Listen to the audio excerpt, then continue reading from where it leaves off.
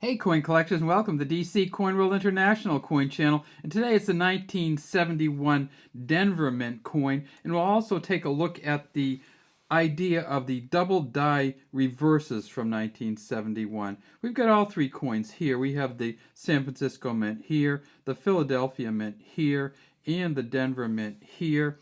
And you notice that this Denver Mint coin has an open D on it. It doesn't have that filled D that you see on almost all of the coins. And what do I mean by the filled D? Well, this is a version of it.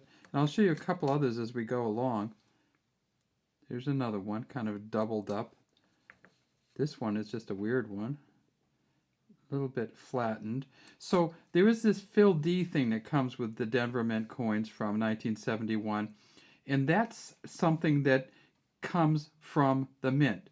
I know a lot of people say, well, it happened after the mint and it got smashed or whatever. I'm going to show you something right now, one from the PCGS website. It's an MS68, the best 1971D they've ever found. Now take a look at this. One of the things you're going to look at when you look at the value of these coins is what all the different features look like.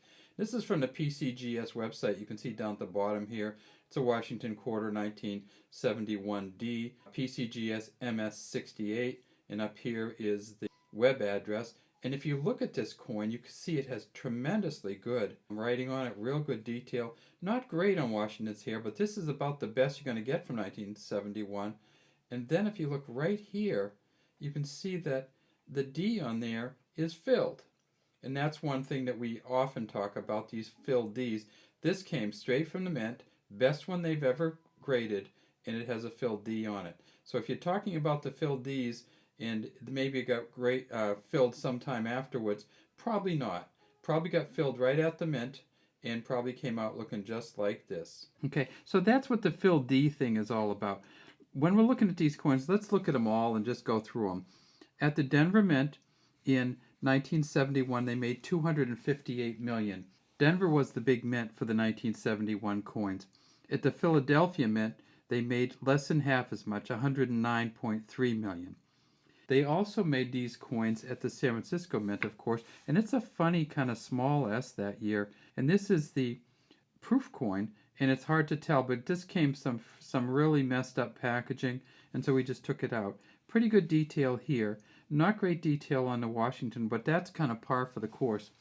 The proof coins from 1971, they made 3.2 million at the San Francisco Mint, and if you can get one at an MS69, then you'd be talking about somewhere around $2,500.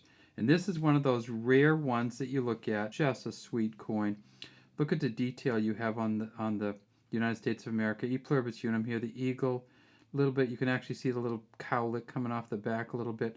These were not really well developed coins in terms of seeing the feathers over all of them, but this one is about as good as you're going to get. You will not see hardly ever that line in the middle of the arrow there. Good tail coming down and pretty good olive branches here, including this connected one with the A, and that's going to be the proof coin reverse. What's the back of the Denver Mint coin look like? Well, the back of the Denver Mint coin, a little bit of detail here. A little bit better line actually on this one right here. You can see the center of the line there. This is pretty nice also, and it doesn't have quite the, see how it has a separation between the A and the leaf? Let's look at that one more time. Look at the A and the leaf, they become one on the proof coins. The A and the leaf on the regular coins have a space between them. So the Denver Mint coin, you might be able to get an MS68 in that. They found two so far. It's worth $5,500. And at the Philadelphia Mint, they've found 8 MS67s, and those are worth about $4,000. There is a double die reverse, and it is hard to find and hard to explain, and I honestly can't see when they show you the pictures of the double die reverse. I honestly can't see it very well in most cases. So it is out there, and what will happen if you get the double die reverse is you will see a doubling. Let's see if we can get this coin up. You'll see a doubling start here and go around, and you'll see a doubling on the back of each letter going this way. So The A will have like a little more space here. The C will have more. Every single one of these letters will have a little more space here. Now, PCGS has one that's really nice, and it actually has a doubling of the A down here. It's a Twin Peak A, and that's the one that they use for their example, the Twin Peak A. So take a look at PCGS for the double die reverse, and you'll see the double die reverses can be worth as much as $8,000 or $9,000 if you can get one in good enough shape. And by good enough shape, I mean MS65. Most of these coins with the double die reverse, almost all of them, were put into general circulation. So the chances of you finding one in a proof set are none. The chances of you finding one in an uncirculated set are probably none. But if you can get it at MS63, you're talking about $2,700.